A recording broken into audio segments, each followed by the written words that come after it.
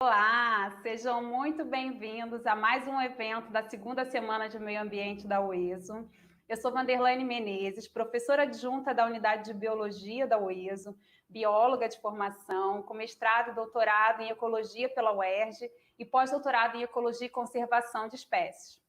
Sou professora também da pós-graduação PPG de CTA da UESO e PPG-EE da UERJ.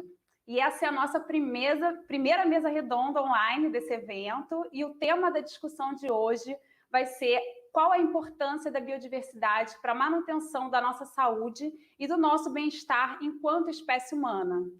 E quando a gente está falando em saúde, não estamos falando apenas, a gente não está se referindo apenas à ausência de doença, mas a gente está falando de um bem-estar físico, sim, mas também de um bem-estar mental e social.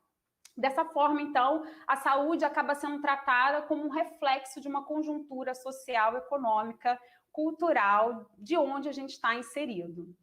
Mas o que isso tem a ver com a biodiversidade? Ou seja, o que a saúde tem a ver com a variabilidade de organismos vivos, sejam eles terrestres ou aquáticos, micro ou macro-organismos, que vivem no planeta Terra, e toda essa variabilidade genética que a gente tem? O que o ecossistema, o que os biomas têm de tão importante para a manutenção da nossa qualidade de vida? Qual é a importância do ser humano como uma das espécies que compõem a biodiversidade desse planeta? E para fazer essa e outras reflexões, a gente está aqui hoje com a doutora Tatiana Docili, que é professora do CAP-UERJ e trabalha no Laboratório de Educação Profissional em Vigilância em Saúde da Escola Politécnica Fiocruz, bióloga formada pela UF com mestrado e doutorado em Ecologia pela UFRJ. Muito obrigada, Tati, por estar aqui com a gente. Temos também o doutor Guilherme Matos, que é docente do Cefet, da Unidade do Maracanã, graduado em Ciências Biológicas pela UFRJ, mestre em Biologia Celular e Molecular pela Fiocruz e doutor em Engenharia de Processos Químicos e Bioquímicos pela UFRJ, além de pós-doutor pelo Instituto Helmholtz para Pesquisas Ambientais da Alemanha. E o nosso ilustre pesquisador da casa, Ronaldo Figueiró, professor adjunto também da Unidade de Biologia da Fundação Centro Universitário Estadual da Zona Oeste, o ESO, e também docente da Unifoa e da Universidade Castelo Branco, professor do Programa de Mestrado Profissional em Ciência e Tecnologia Ambiental da UESO e do Programa de Mestrado Profissional em Ensino de Ciências da Saúde e do Meio Ambiente da Unifoa, graduado em Ciências Biológicas pela UFRJ, mestre e doutor em Ecologia e pós-doutor em Biodiversidade e Saúde pela Fiocruz. Sejam muito bem-vindos, Eu estou muito feliz de estar aqui nessa mesa redonda com vocês. A gente vai começar inicialmente com uma pergunta para cada um e depois a gente faz um debate mais amplo, tudo bem? E eu gostaria de começar, então, perguntando para o Ronaldo. Ronaldo, o que são doenças emergentes e como a degradação ambiental decorrente do desmatamento e do crescimento urbano pode afetar as doenças já existentes e se isso tem alguma relação com as doenças emergentes? Muito bem. Primeiro, boa tarde a todos. Bom, doenças emergentes são aquelas doenças que são recentemente descritas para seres humanos, ou seja, que previamente elas não eram registradas em seres humanos, e há uma relação direta entre essas doenças e a biodiversidade e as alterações que o ser humano promove no meio. Boa parte dessas doenças vem de um fenômeno que a gente chama de transbordamento. E o que vem a ser esse fenômeno de transbordamento? É quando um patógeno, ou seja, um agente causador de uma doença, ele consegue fazer a transição de um determinado tipo de hospedeiro, de uma espécie de hospedeiro, para outra. Nesse caso, de algum hospedeiro, de algum outro animal para o ser humano. E há uma relação direta entre a forma que a gente lida com os recursos naturais, com a biodiversidade, e o surgimento dessas doenças e também a reemergência de outras doenças que já eram consideradas controladas. Bom, o ser humano ele modifica o meio de diversas formas. Nós somos aquela espécie que tem a maior capacidade de alteração do ambiente. Todo ser vivo altera o ambiente de alguma forma nas suas atividades mais básicas para a sobrevivência, mas o ser humano ele consegue promover mudanças muito mais profundas do que qualquer outro organismo. E o fato é que hoje a gente vive num mundo que é feito de ilhas. O que eu quero dizer com um mundo feito de ilhas? Quando a gente pensa em ecossistemas, a gente não tem mais ecossistemas que sejam totalmente íntegros. As florestas foram fragmentadas pelas atividades humanas. Então, o ser humano ele transforma a paisagem de uma forma muito intensa. E o resultado disso é a gente ter perda de ambientes florestais e fragmentação de ambientes florestais, que são duas coisas distintas. Toda fragmentação é uma perda de ambiente florestal, mas nem toda perda de ambiente florestal é uma fragmentação. Uma fragmentação significa uma floresta antes contínua, como era o caso, por exemplo, da Mata Atlântica, do bioma Mata Atlântica, sobrar dele apenas alguns fragmentos do que foi originalmente, e entre esses fragmentos tem algo que a gente chama em ecologia de matriz. Essa matriz normalmente é composta de quê? De pasto, monoculturas, cidades. E essa estrutura, essa modificação profunda que a gente faz na paisagem, a literatura científica, os estudos científicos demonstram que ela pode ter um efeito de criar oportunidade para que aconteçam esses fenômenos de transbordamento. Ou seja, ele pode criar a possibilidade, criar o contato que não existia até então entre o ser humano, por exemplo, e um determinado patógeno que só circulava no ambiente silvestre a partir dessa região de interface. Então, os estudos demonstram que é muito comum que nessa interface entre um ambiente que é um ambiente fragmento e um ambiente modificado pelo ser humano da matriz, é muito comum que se tenham esses efeitos, esses fenômenos de transbordamento, e isso muitas vezes leva a pandemias. A própria pandemia do Covid-19, existem hipóteses que ela tenha se originado, na verdade, num transbordamento de um hospedeiro não humano, possivelmente o pangolim ou os quirópteros, morcegos, né? E um patógeno que até então não afetava o ser humano tenha passado a afetar. Mas esse não é um caso isolado. Existem muitos casos de doenças que provavelmente tiveram uma origem zoonótica e, através do fenômeno de transbordamento, conseguiram colonizar um novo hospedeiro que venha a ser o ser humano. Então, há uma relação direta entre a biodiversidade e as doenças, não apenas as emergentes, mas todas as doenças. Quando a gente pensa dessa forma, dá a impressão de que a biodiversidade está associada de uma forma positiva às doenças. Mas a verdade é que os estudos demonstram o contrário, que o risco de doenças ele é reduzido em regiões de maior biodiversidade. E o nome que a gente dá a isso na literatura científica é o efeito de diluição. Esse efeito de diluição, ele basicamente prevê o quê? Que em um ambiente que você tem uma alta diversidade biológica, você tem menos chance de encontro entre um indivíduo que é portador da doença e um outro indivíduo da mesma espécie que pode ainda contrair a doença, e você tem, de uma forma geral, uma redução também na transmissão em casos quando você tem múltiplos hospedeiros alternativos além do ser humano, e que alguns deles não são tão bons hospedeiros quanto o ser humano, quanto outras espécies. É importante esclarecer o que é ser um bom hospedeiro do ponto de vista da epidemiologia. Um bom hospedeiro, ele é aquele hospedeiro que ele consegue sobreviver algum tempo com a doença e ele acaba servindo de ponte para que outros indivíduos também se infectem com a doença. E, na prática, toda doença, toda dinâmica de doença, na verdade, ela é definida por dois fatores primordiais, que são a sua taxa de transmissão e, essencialmente, também a sua letalidade. Doenças altamente letais tendem a não ter uma taxa de transmissão tão alta por conta de seus hospedeiros morrerem antes mesmo de serem capazes de passá-la adiante. Então, as doenças mais perigosas, na verdade, não são aquelas que têm uma taxa de letalidade altíssima, mas sim aquelas que têm uma taxa de letalidade não tão alta, mas têm uma taxa de transmissão altíssima, que é mais ou menos o que a gente está vendo agora com o Covid.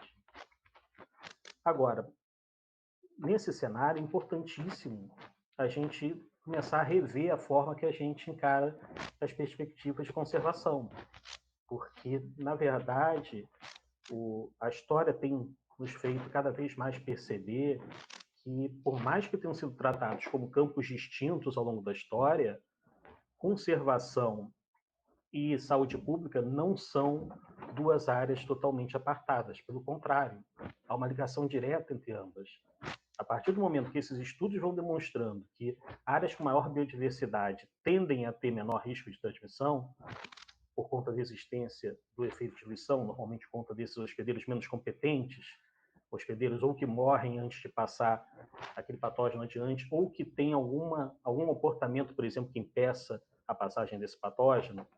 Por exemplo, na doença de Lyme, que é uma doença que é transmitida por carrapatos. O gambá é um exemplo de um hospedeiro desse tipo.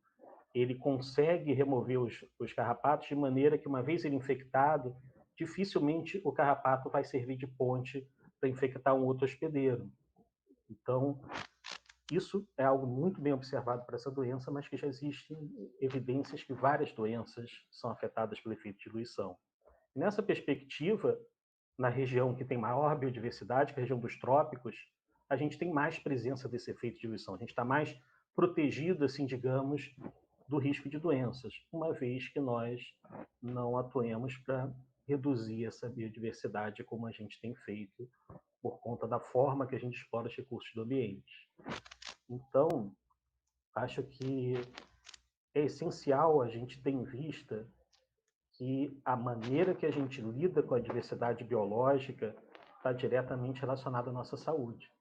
Não apenas por conta dos serviços ecossistêmicos, que a gente está mais acostumado a falar, como renovação do oxigênio atmosférico, regulação climática, mas também por conta da regulação de doenças, que é um serviço ecossistêmico também, mas que ainda não é tão falado, assim, digamos, mas que é, digamos assim, uma peça essencial para a gente entender dinâmica de doenças. Então, o que eu percebo, o que eu acredito, para fechar essa minha fala, é que, essencialmente, a gente precisa começar a encarar medidas de conservação como medidas de saúde pública. Não há diferença entre elas, por mais que a nossa própria formação tenha nos levado a encarar como dois campos completamente distintos. Eles não são. A saúde ecossistêmica está diretamente relacionada à nossa saúde humana. E, nesse cenário, a gente precisa tirar as lições do que a gente está vivendo hoje, dessa pandemia que é basicamente um cenário de saúde pública que a nossa geração não viu. A gente só conhece dos livros de história, pandemias similares a essa. A gente precisa tirar as lições de como a gente vai lidar com a biodiversidade de agora em diante. Porque se a gente continuar da mesma forma que a gente lidava, provavelmente essa não vai ser a última pandemia que a gente vai ter que enfrentar. E muitos outros problemas vão emergir disso também. Não, Ronaldo, com certeza. Aí, assim, pegando esse gancho, então, Tatiana, nesse cenário que a gente tem de consumo, né, atual, e a forma como a gente vem poluindo, enfim, vem gerando diferentes gases que geram, né, que aumentam o efeito, né, efeito estufa, potencializam o efeito estufa. De que maneira você acha que as mudanças climáticas elas podem afetar o surgimento de novas doenças e epidemias? Bom, primeiro, boa tarde, né? Eu gostaria de agradecer o convite para participar dessa mesa redonda virtual da UESO. A primeira relação que podemos enxergar entre doenças emergentes e mudanças climáticas é que elas são aceleradas em virtude das ações humanas, como, por exemplo, o crescimento da população urbana e atividades que degradam os ecossistemas. Apesar de estarmos vivendo um momento de sofrimento coletivo com a pandemia, um dos efeitos não esperados do coronavírus é o impacto positivo sobre o meio ambiente. Então, tudo isso graças às ações de distanciamento social, paralisação parcial ou total de viagens e de atividades econômicas em todo o mundo. Com a Covid-19, estamos vendo uma redução das emissões de dióxido de carbono e de outros gases de efeito estufa gerado pela atividade humana, que diminui os efeitos das mudanças climáticas. Vamos tentar rapidinho relembrar algum desses efeitos das mudanças climáticas em si. A gente tem alteração na temperatura, na qualidade do ar, nas precipitações, ou seja, na quantidade de chuva, causando muitas vezes enchentes em outras regiões secas, além do comprometimento da qualidade e quantidade de água e dos alimentos, entre muitos outros efeitos. Nos últimos anos, na China, né, a partir de alguns estudos, houve uma redução de 25% da emissão de gás carbônico, o que significa que foi mais de 200 milhões de toneladas de dióxido de carbono em comparação a 2019. Já o dióxido de nitrogênio e pequenas partículas da poluição do ar diminuíram cerca de 40%. Tudo isso ocorreu em virtude da redução, principalmente das atividades industriais e da circulação de meios de transporte. Além disso, o tráfego de aviões também, que representa de 3 a 5% do total de emissões de gases do efeito estufa, também acabou caindo significativamente em todo o mundo, né? E aí, um exemplo mais próximo da gente, em São Paulo, o monitoramento da Companhia Ambiental apontou uma melhor qualidade de ar em todas as regiões, né, toda a região metropolitana durante esse período. E todas essas mudanças são, sim, um impacto, né, tem um impacto na atmosfera. E aí, como o Ronaldo trouxe um pouco também dessa importância da saúde interligada com a parte ambiental, né? Um dos grandes desafios da atualidade é enfrentar os efeitos das mudanças climáticas na saúde ambiental e humana. E as consequências na saúde, elas podem ser vistas de forma direta ou indireta, né? Os impactos diretos, eles resultam de alterações extremas no clima, como, por exemplo, ondas de calor, ondas de frio, furacões, enchentes, secas, ou seja, acaba levando ao aumento de traumas e mortes por conta de maiores desastres.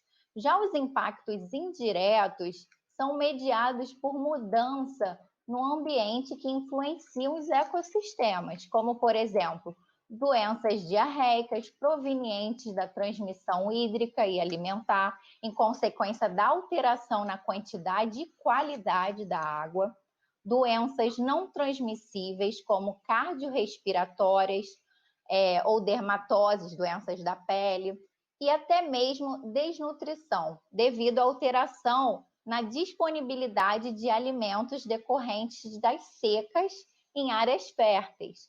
E, por último, doenças transmitidas por vetores, devido à alteração em algumas variáveis, principalmente temperatura e quantidade de chuva, precipitação.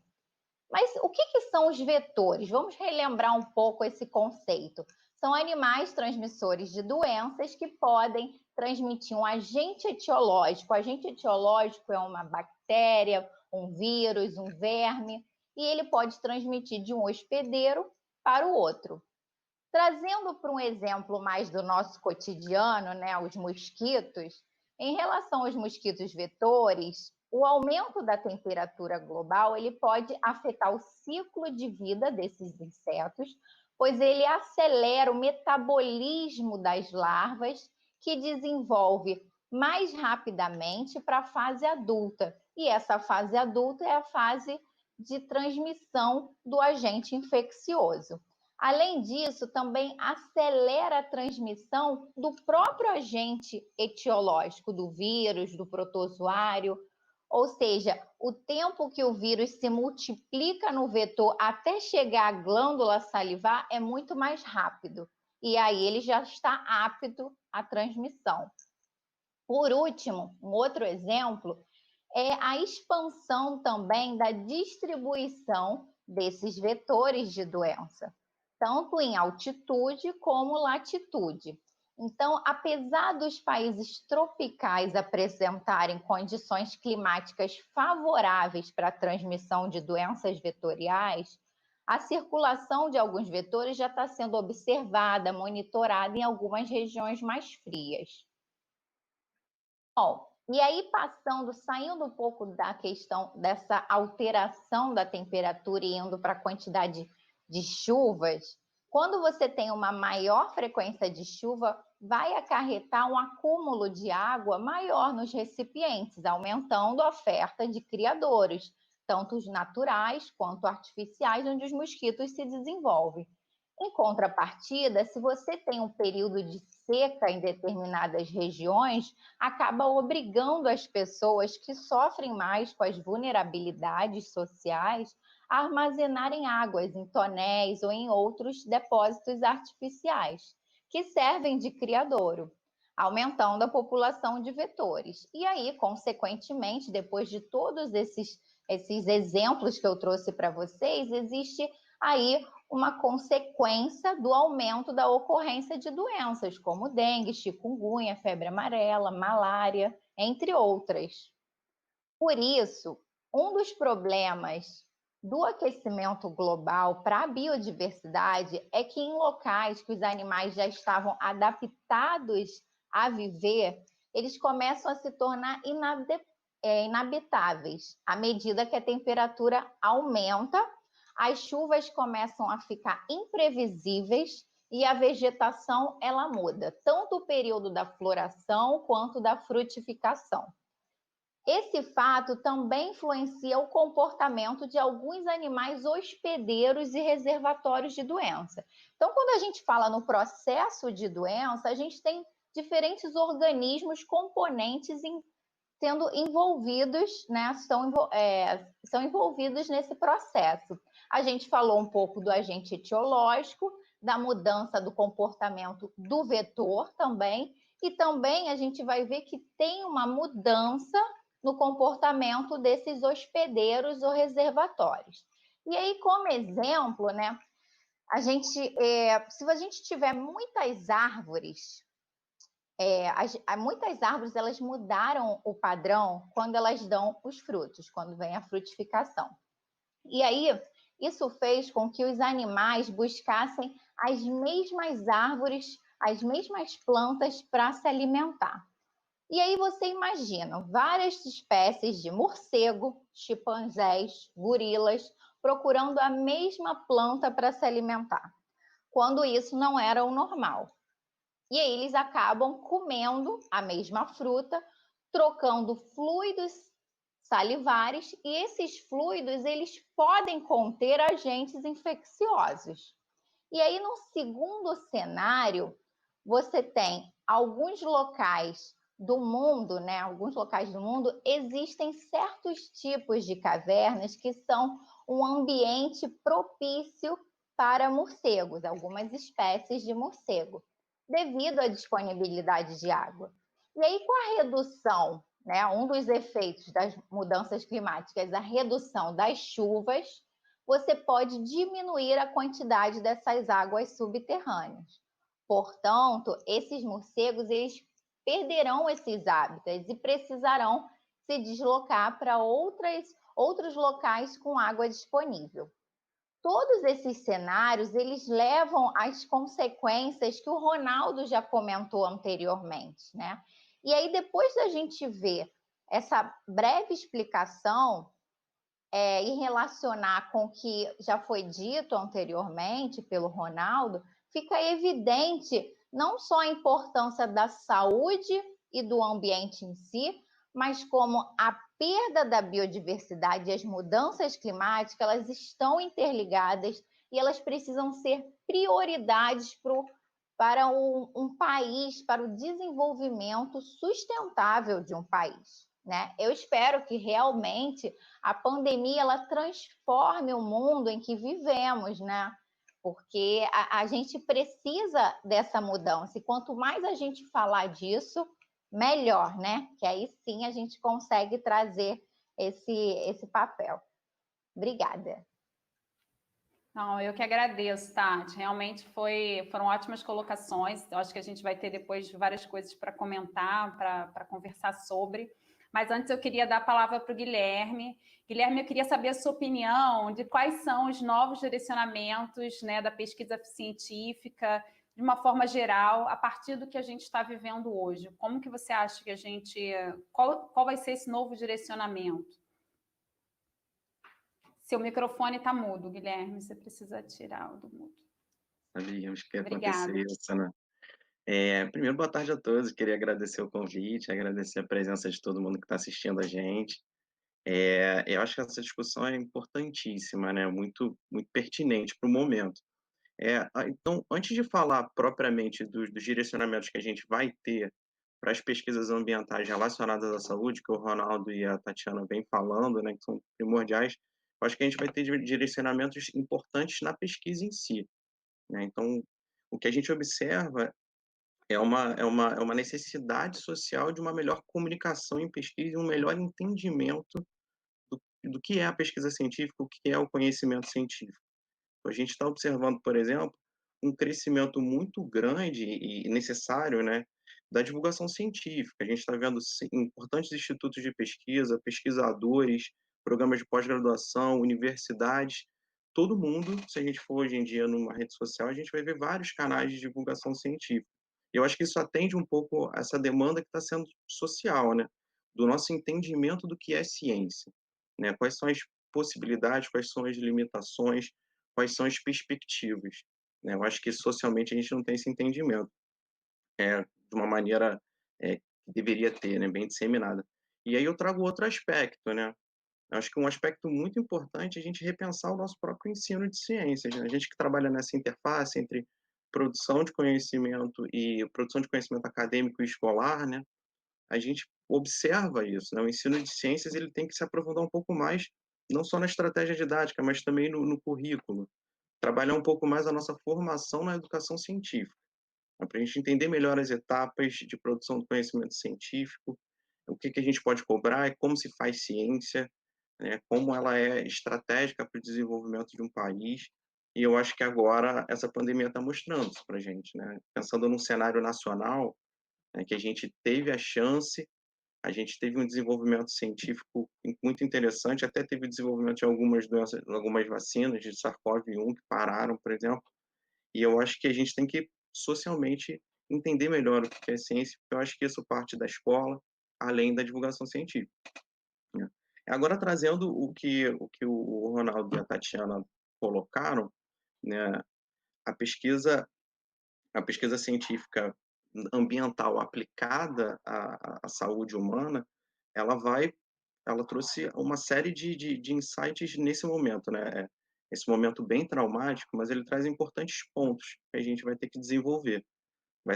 Traz inclusive quais os direcionamentos que a gente vai precisar ir mais adiante e aprofundar um pouco mais na pesquisa, né. Então o Ronaldo falou muito do transbordamento, dos serviços ecossistêmicos, a Tatiana também falou de perda de diversidade, o Ronaldo também falou.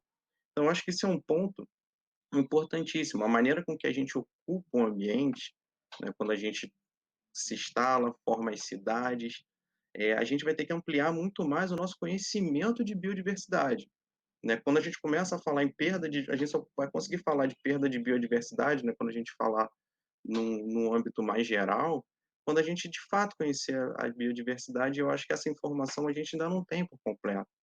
A gente tem que ampliar cada vez mais. E aí eu estou falando de diversidade, foi o que a Vanderlane falou, né? Então, você colocou conhecimento macro e micro da biodiversidade, né? E hoje em dia a gente está percebendo que cada vez mais a gente precisa entender o nosso conhecimento de patógenos, de vetores, e como acontecem essas vias de transmissão. Então, a gente está falando de um conhecimento de biodiversidade também microscópico. Então, cada vez mais as pesquisas ambientais vão ter que ampliar o seu uso de ferramentas moleculares, por exemplo, né? A gente está falando de sequenciamentos de amostras diretamente do ambiente, para a gente conhecer sequenciamentos de patógenos e micro-organismos zoonóticos, né, que estão ali contaminando ou vivem parasitando hospedeiros que a gente não tinha contato antes. Então, isso tudo a gente vai ter que ter. Então, esse é um direcionamento que a gente vai ter que investir maciçamente para isso, né? Então, esse é um ponto muito relevante. Outro ponto, né, que eu acho que salta muito os olhos quando a gente fala de doenças relacionadas ao ambiente, é uma coisa que a gente já observa há muito tempo, né, principalmente em países em desenvolvimento. Quando a Tatiana trouxe muito disso, né, das doenças relacionadas à poluição, né? Então a gente tem uma série de doenças que estão relacionadas a uma ocupação desordenada ao ambiente, a um aumento ou uma modificação ambiental. Então a gente vai ter que ter um conhecimento maior dessas doenças. Quais doenças estão sendo vinculadas, eh, mais vinculadas ao saneamento, né? A partir daí, né, se a gente entra no site da OMS, da Organização Mundial de Saúde hoje, ela coloca, isso é um dado já antigo, né, dos últimos 5 anos, que 25% das mortes no mundo são relacionadas a doenças relacionadas ao ambiente, de diferentes formas, né? Falando aí de água, falando de diarreias e é, taxas de poluição ambiental, né? Então, a gente vai ter que conhecer um pouco melhor isso, de uma maneira muito mais aprofundada, e pesquisar formas de melhor ocupação e desenvolvimento de metodologias de remediação, por exemplo, e de mitigação dessa poluição. Porque isso está relacionado não só ao que a gente pensa de, não vamos conservar a natureza. Não, não é só isso. A gente está percebendo que essa conservação e essa forma de conservar a natureza é fundamental para a manutenção da saúde humana, né? De fato. Senão a gente vai entrar de pandemias atrás de pandemias, né? A gente precisa desse conhecimento, né? Então, isso é um ponto que é muito relevante. A gente vai ter que expandir o nosso conhecimento nesse campo de quais doenças e a forma de transmissão e como a gente controla, né?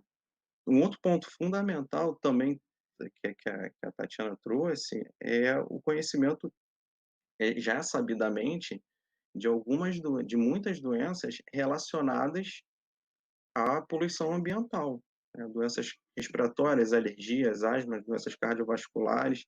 Se a gente novamente for aos dados da Organização Mundial de Saúde, a gente tem dados de 2012, 2015, de mortes anuais. Se a gente pega esse dado da OMS, a gente consegue observar que o mundo tem mais de 4 milhões de mortes anualmente por doenças relacionadas à poluição atmosférica, né? Então, isso salta muito os olhos, né? A gente está falando de uma pandemia que já matou, o Covid matou mais de 440 mil pessoas, esse dado de hoje. Então, a gente está falando de dezembro a maio. A gente está falando de doenças causadas por poluição ambiental que matam 4 milhões de pessoas no ano, né? Então, a gente tem um dado para se preocupar, sim. E a pandemia trouxe isso para a gente, porque a gente vai diminuir esse dado, né? A gente tem que, por exemplo, observar daqui quando a gente sair dessa pandemia, que iremos sair, não tenho dúvida, e daqui a um tempo analisar esse dado para trás. Quanto a gente evitou dessas mortes? Quanto a gente diminuiu dessas mortes relacionadas à poluição? Será que a gente não está tendo perda? Porque a pandemia também trouxe isso, está na nossa cara aí, né? A importância da vida humana. A gente fez escolhas entre economia e vida humana, a gente está nisso. Mas a escolha pela economia a gente já fez. Na verdade, quando a gente olha as nossas formas de produção, a nossa forma de ocupação, que são altamente poluentes, a gente tem essas doenças relacionadas. Então, quando a gente pega em aspectos de sustentabilidade, agora a gente consegue ver, ó, se a gente, por exemplo, fizer um isolamento social, a gente impede a disseminação do Covid. Mas será que a gente também não vai ter que rever formas de produção para diminuir essas mortes por poluição ambiental? Esse dado a gente vai ter, né, porque diminuiu essa taxa de poluição. Então, isso vai ser uma perspectiva que futuramente a gente vai ter que observar. E aí é mais um cenário, de certa forma, positivo, quer dizer, já é um experimento que a própria pandemia fez para a gente. Então, assim, a gente tem que aproveitar e direcionar as pesquisas para essas oportunidades e para essas demandas que a pandemia trouxe, né. Obrigado.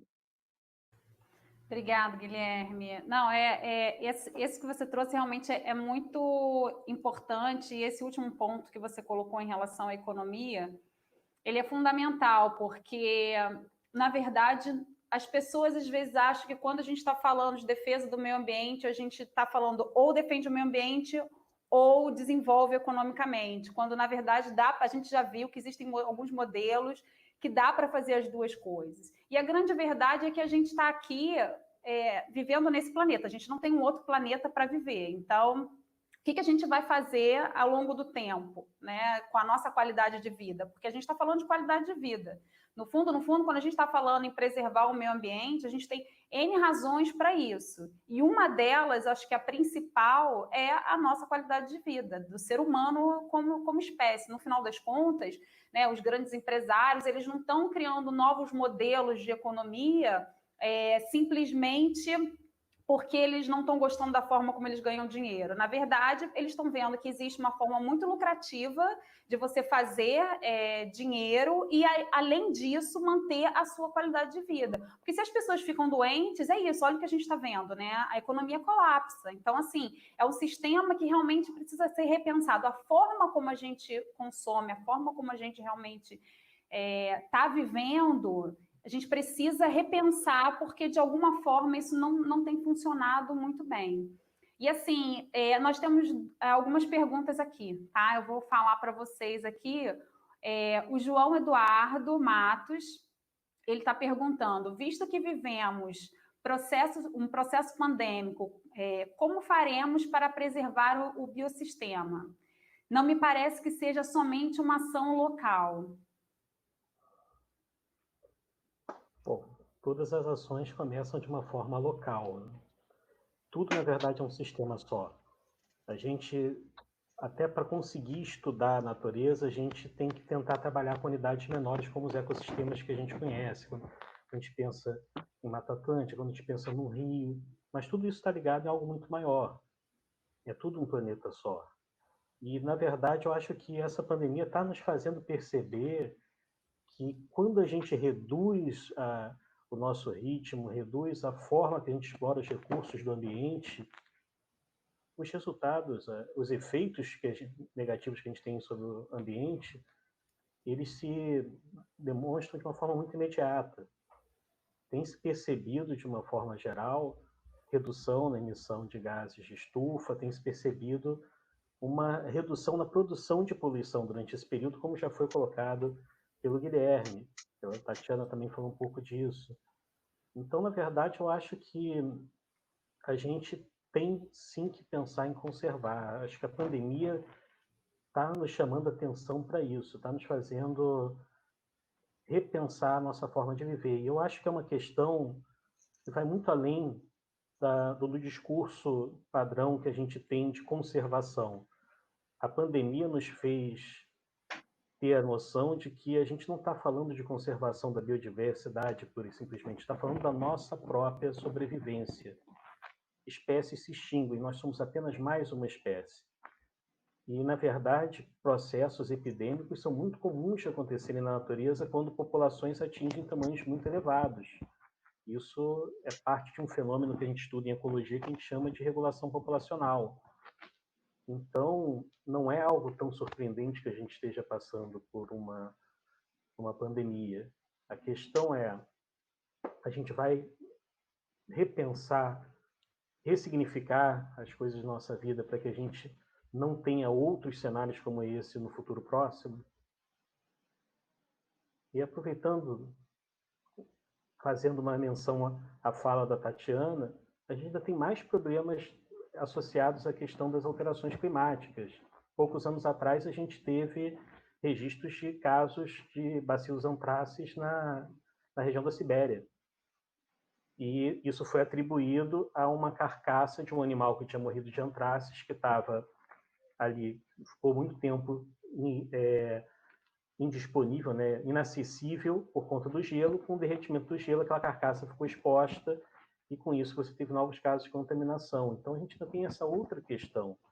nesse cenário de aquecimento global, que a gente tem a perda de regiões de geleira, perda de redução das calotas polares, que tipos de organismos a gente pode ter ali ainda viáveis e patogênicos? A gente pode muito bem, em um futuro não muito distante, estar diante de patógenos até que a humanidade já lidou com eles, mas que a gente sequer tinha o conhecimento para identificá-los ou combatê-los. Existem vários registros de grandes epidemias, as pragas, as pestes, na verdade, no passado. Nem todos eles a gente sabe qual foi o agente etiológico.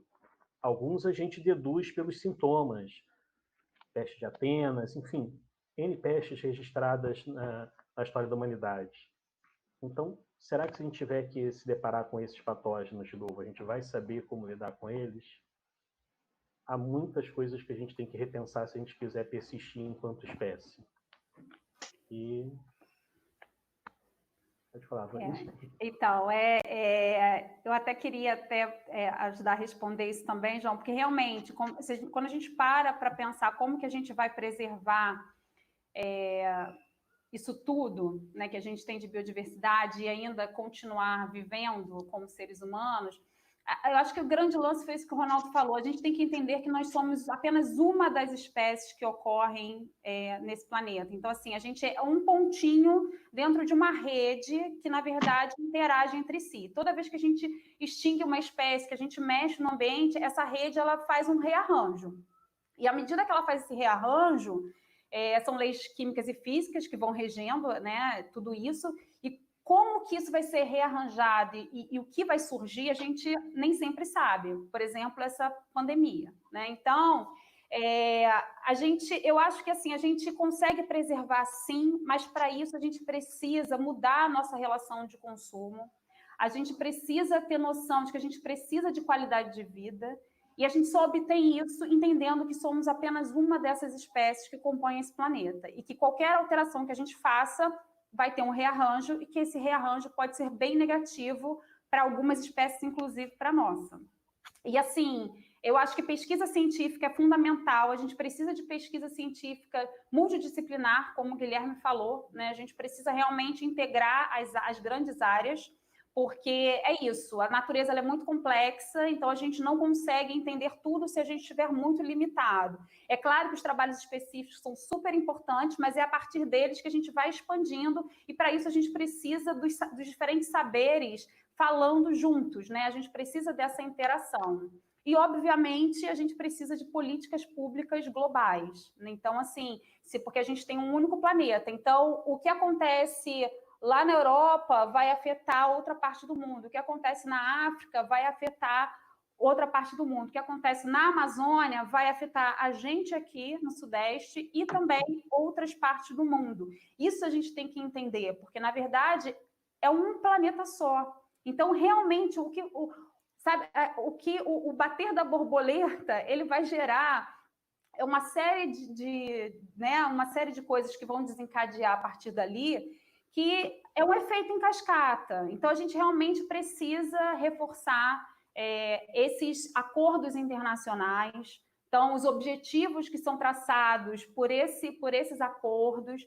É claro que cada país tem que ter a sua... Né, você tem as metas para cada um desses objetivos, e cada país tem suas especificidades, então isso tem que ser respeitado. Inclusive, nós, no Brasil, assim, se a gente for pensar em termos de Estado, o que a gente consegue fazer aqui no Rio de Janeiro, em termos de meta, não necessariamente é o que o pessoal vai conseguir, de repente, no Pará, por exemplo. Então, assim, porque existem diferenças regionais, culturais e econômicas, e isso precisa ser levado em consideração, mas cada um tem que realmente se organizar em prol de um bem-estar, de uma qualidade de vida, que é o que a gente está buscando e que essa pandemia acho que trouxe para a gente, né? A gente realmente está vivendo uma situação atípica e está muito ruim.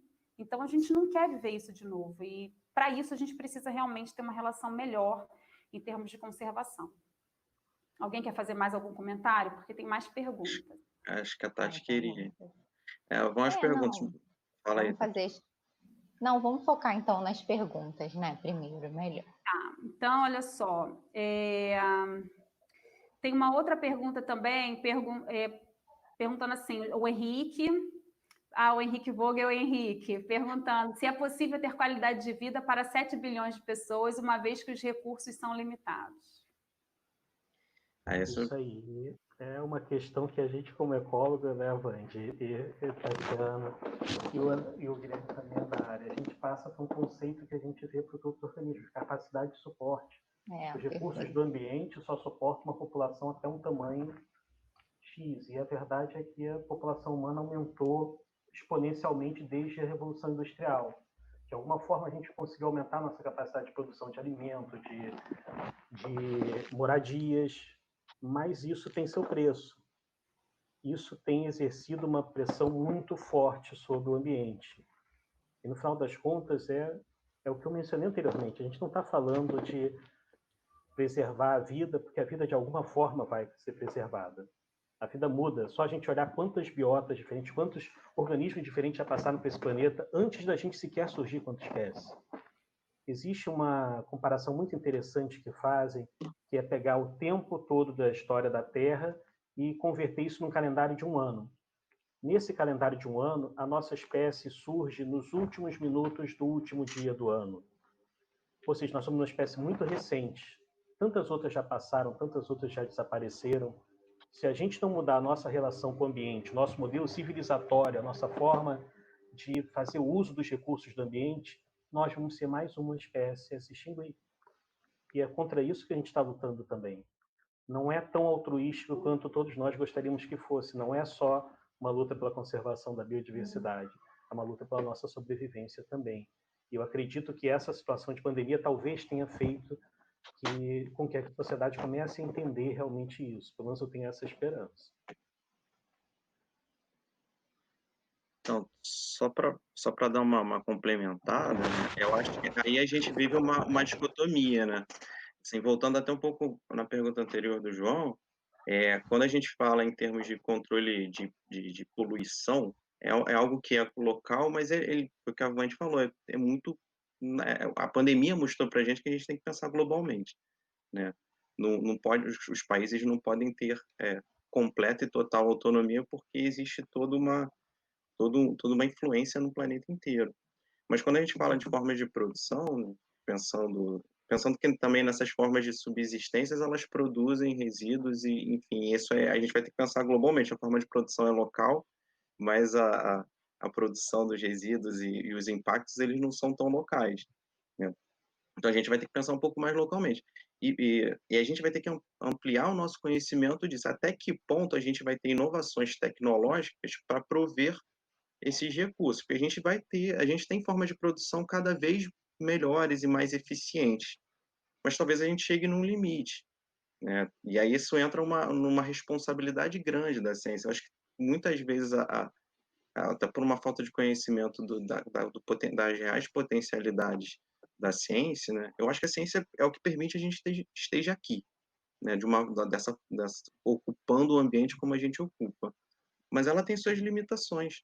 Então a gente fica sempre esperando que a ciência vai trazer alguma alternativa, né? Vai vir uma inovação aí que a gente vai conseguir produzir comida num ambiente pequenininho. Pode ter, mas a gente tem que ter noção de que isso pode demorar um tempo, como a gente está vendo aí claramente, mais uma lição da pandemia, o tempo de produção de uma vacina, né? E aí a gente está em tempo recorde, né? Dicas de passagem, né? Então, vai ter um tempo, a gente vai conseguir produzir mais comida? Mas vai ter um tempo. A gente vai ter muitas perdas aí. A forma com que a gente produz e esse resíduo também vai ter uma influência na gente no longo prazo. Então, acho que a gente tem que pensar também nessa limitação da ciência, que eu acho que às vezes a gente fica pensando nisso, né? E sempre vai ficar nessa dicotomia do local e do global. Eu queria só trazer assim, pensar no que a gente está vivendo no agora, né? Com a pandemia, isso também a gente conseguiu mudar um pouco. Eu não sei se isso vai se estender, mas a gente conseguiu mudar os nossos hábitos, até coisas simples, né? Como a gente com distanciamento social, a gente não podia ir toda hora num sacolão, no mercado. Então, os nossos hábitos simples, a gente valorizou mais o simples, né? A gente conseguiu diminuir o nosso consumo nesse período. Então, é possível, né? Infelizmente, apenas em eventos extremos, mas é possível. Não, com certeza, é possível. É só a gente realmente liberar velhos hábitos e repensar. E é isso, eu acho que existem outras formas de fazer e formas, às vezes, muito melhores e muito mais prazerosas. É porque a gente está acostumado a fazer tudo sempre do mesmo jeito e tem uma resistência com mudança, isso é normal. Mas, assim, nem sempre a mudança ela é para o pior, às vezes ela é para melhor. E tem uma outra pergunta que eu pulei do Jorge, que é uma pergunta mais ligada a essa questão da biodiversidade em si. O Jorge Lemos perguntou o seguinte: até que ponto podemos afirmar que o surgimento de determinadas espécies em um determinado ecossistema é resultante do isolamento físico, né? Ou seria um período já esperado para o aparecimento dessas espécies? É uma pergunta bem ampla, assim, né? Porque assim, eu posso até começar falando que, na verdade, aí tem várias questões envolvidas, né, nessa resposta. Assim, é uma resposta que eu acho que a gente ficaria aqui horas falando sobre isso, mas a gente assim, a gente tem 9 minutos para encerrar a live, e eu vou só dar assim, então eu vou só pincelar um pouco. Então tem assim, tem a questão histórica, né, tem toda a questão mesmo de formação dos continentes, isso, né, tem interferência, a parte evolutiva vai interferir em que espécies estão em cada lugar do planeta, né? A gente tem a questão dos períodos glaciais e interglaciais, que isso faz diferença. Então, algumas espécies ao longo do tempo foram resistindo, outras não, outras foram sofrendo mutações, enfim. Você tem toda uma linhagem em função disso. Tem a questão mesmo dos movimentos de rotação da Terra, a inclinação da Terra, a incidência solar que é maior nos trópicos, então você tem uma luminosidade maior na região dos trópicos, e isso gera toda uma diferenciação. É muita coisa para explicar, né, de forma muito simples, mas assim, a gente acaba tendo uma produtividade maior nos trópicos em relação aos polos, e isso gera uma maior biodiversidade nos trópicos. Então, assim, tem uma série de questões, que é a heterogeneidade ambiental, que é a complexidade de estruturas físicas. Se você tem, por exemplo, uma área que tem subbosque e árvores maiores juntas, então talvez você tenha estratificação diferenciada para ter espécies de aves ocorrendo nos diferentes níveis. Quando você tem áreas que são mais homogêneas, como um brejo, por exemplo, você acaba tendo uma homogeneização maior. Então, vários fatores, na verdade, combinados é que vão permitir ou não que determinadas espécies ocorram ali, e porque aí tem toda uma questão evolutiva junto com as questões de interação do meio ambiente físico em que elas, né, estão inseridas. E aí, alguém quer falar mais alguma coisa? Só pegando o gancho do que a Vandy falou também, a questão é, o tempo todo surgem novas espécies. As espécies estão mudando o tempo todo no processo evolutivo também. Então, não foi à toa que a gente teve tantas biodiversidades diferentes, assim, digamos, biotas diferentes ao longo da história da vida na Terra. É aquela coisa da hipótese da rainha vermelha, né? O ambiente está em constante mudança, então está selecionando o tempo todo espécies diferentes. Já que o neodarwinismo, basicamente, ele prevê que as características surgem aleatoriamente e aquelas mais vantajosas são selecionadas pelo meio, são aquelas que vão conseguir sobreviver no meio por serem mais vantajosas e com isso deixam mais descendentes e se tornam mais comuns. Mas se o meio está sempre mudando, é como se as regras do jogo estivessem sempre mudando. Então a gente tem, como a Vandy falou, que levar em conta os fatores históricos. Você não está pensando só no hoje, não são só as características hoje daquele ambiente, mas sim toda a história, a deriva continental, né, o movimento dos continentes, surgimento de cadeia de montanhas, surgimento de cânions. Tudo isso influencia a distribuição de uma espécie, o porquê que você tem uma espécie em um determinado local hoje. Então não é uma pergunta com uma resposta trivial, é uma resposta que realmente só isso já daria uma mesa redonda, só essa pergunta já daria uma mesa redonda. Verdade. Bom, gente, temos aqui mais uma pergunta, acho que de repente 5 minutinhos, não sei se vai ser suficiente para respondê-la, mas de repente só pincelar um pouco, do João Couto, que ele está perguntando qual foi o papel dos problemas ambientais climáticos no aparecimento desse novo coronavírus. Foi como eu falei em algumas abordagens, né?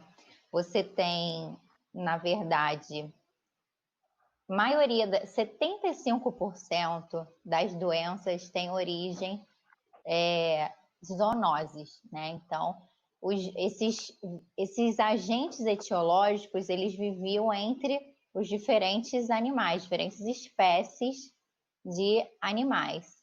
E aí, quando você tem, no exemplo que eu dei, né, uma alteração na vegetação por conta dessa mudança no padrão de chuva, de precipitação, você tem um atraso, ou às vezes uma aceleração na frutificação de alguns vegetais.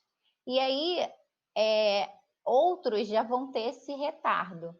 Então, você acaba tendo animais competindo pelo mesmo recurso, pelo mesmo fruto, né?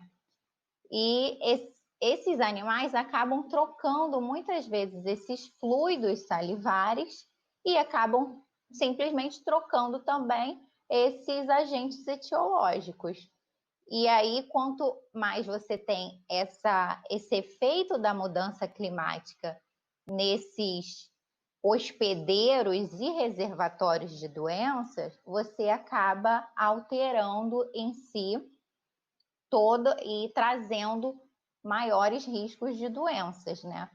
Por exemplo, eu queria até falar um pouco antes da importância de que cada animal, cada organismo em si, ele tem uma função no ecossistema.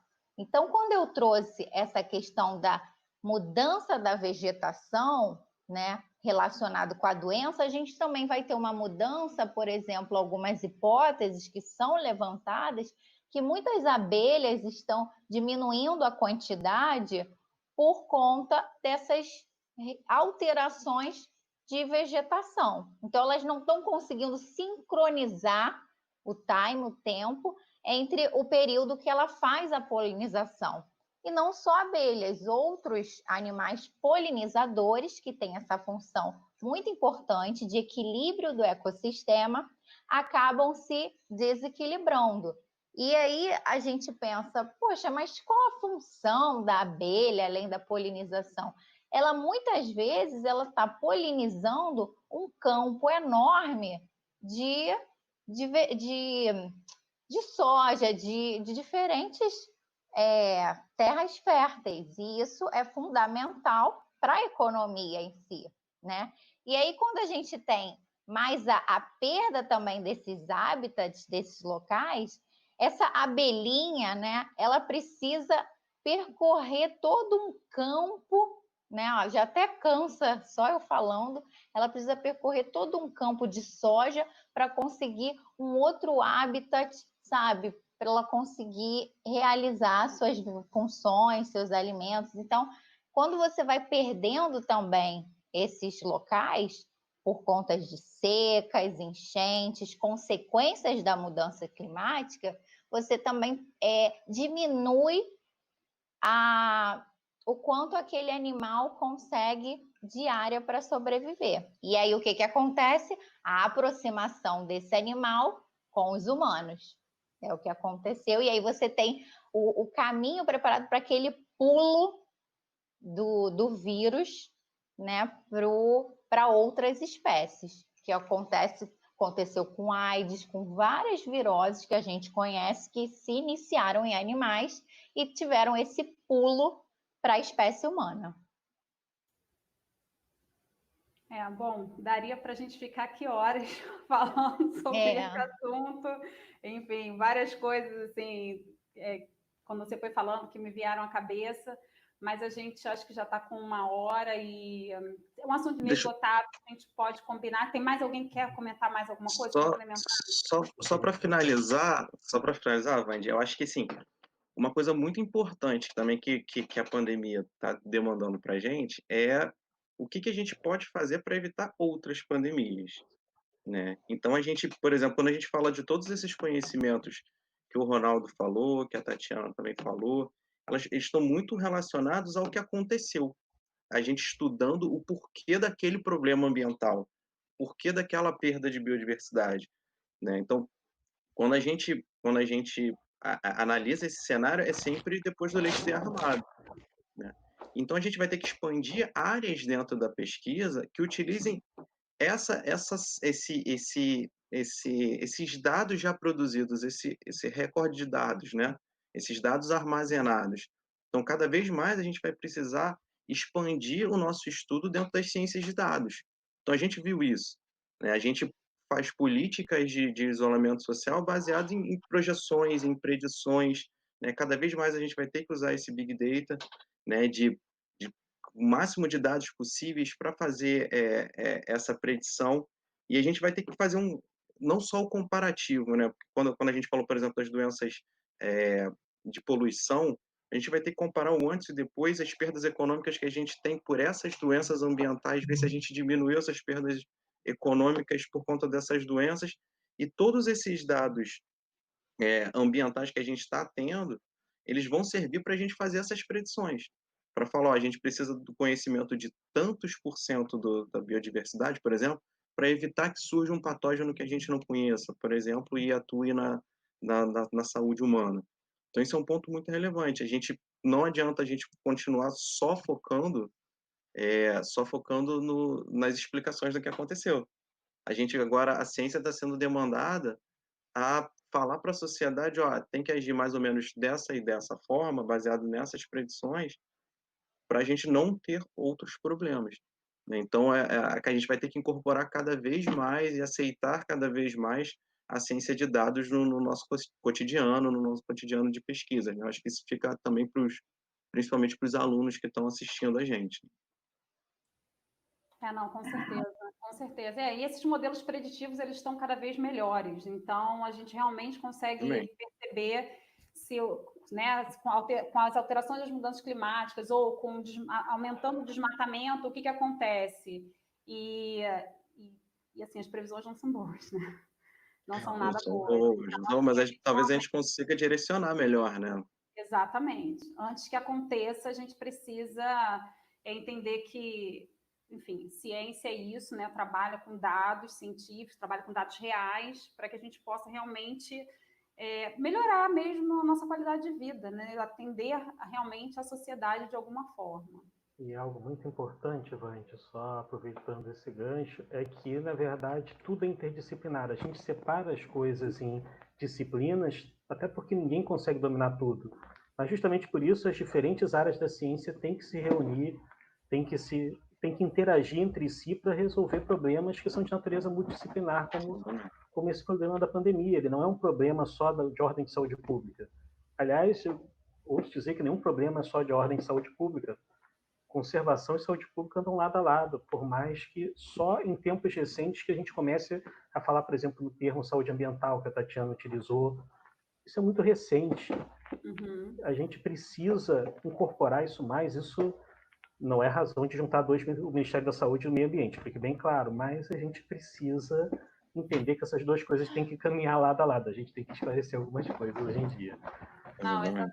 É porque realmente é isso, é uma conjuntura. Quando a gente está falando de meio ambiente, a gente está falando de sociedade, a gente está falando de economia, a gente está falando de política, a gente está falando de cultura. Porque é isso, tudo isso interfere no nosso bem-estar, tudo isso está interligado de alguma forma. E a gente precisa aprender a fazer a gestão disso de uma forma melhor, né? Então, e a gente só consegue isso conversando com os pares, conversando com quem entende sobre o assunto, né? Então, assim, não é porque nós somos pesquisadores que somos os detentores do saber, porque com certeza se eu for para a Amazônia, eu vou ter que aprender realmente com o indígena, com o local, com as comunidades, com os pescadores, porque eles estão ali no dia a dia, eles entendem muito bem como funciona. Então, a gente tem que saber valorizar também todos os saberes. E isso, é uma construção social, né? Alguns países já fazem isso muito bem e a gente, aqui no Brasil, precisa aprender a valorizar o que é nosso, que a gente, não, na verdade, não valoriza os nossos saberes. Mas eu acho que estamos indo num caminho que a pandemia ela veio para isso, né? Para a gente debater, para a gente conversar, porque é só através do diálogo, do conhecimento, da troca de experiências que a gente realmente consegue fazer a mudança que a gente realmente tanto almeja. E a gente precisa Vamos sacudidos. recuperar a noção de que problemas complexos não dão para ser simplificados. Não dá para a gente buscar simplificar questões complexas. Existe muita coisa envolvida nessa questão da pandemia. Assim como existe muita coisa envolvida em todos os grandes problemas que o mundo enfrenta hoje, todos os grandes problemas de natureza ambiental. A gente não resolve eles em uma esfera só. Eles têm muitos aspectos para serem considerados.